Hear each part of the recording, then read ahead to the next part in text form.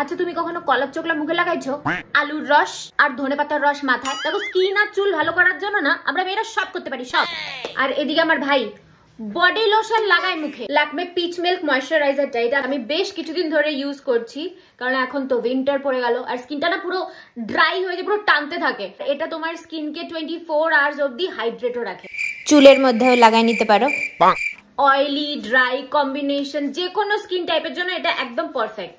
যেরকম আমার sensitive skin, সত্যি বলতে আমি কোনো প্রোডাক্ট ইউজ করতে পারি না, বাট এটা আমার স্যুট করে গেছে গাইজ। ডেইলি মেকআপের আগে ধরো তুমি এটাকে একটা বেস হিসাবে ইউজ করতে পারো। যেরকম আমি তোমাকে বললাম আমি ডক্টরের সব প্রেসক্রাইব জিনিস লাগাই, এটা সানস্ক্রিনটা আমি ইউজ করি।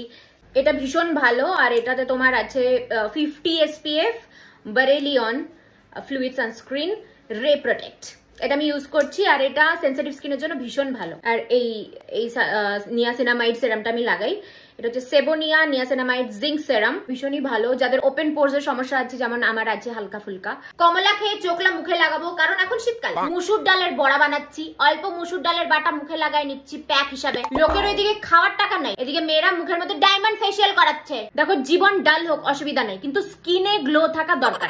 অঙ্ক সলভ হয়ে যাচ্ছে, এদিকে মেয়েদের স্কিনের প্রবলেম সলভ হচ্ছে না। আমরা মেয়েরা স্যালারির অর্ধেক টাকা প্রোডাক্ট কিনে উড়াচ্ছি, আর ওইদিকে ছেলেরা মুখে শুধু জলের ঝাপটা দিচ্ছে। খুব বেশি হলে ওরা শেভ করে নেয়, ব্যাস হয়ে গেল স্কিন কেয়ার। মানে যা ইচ্ছা তাই একটা জঘন্য।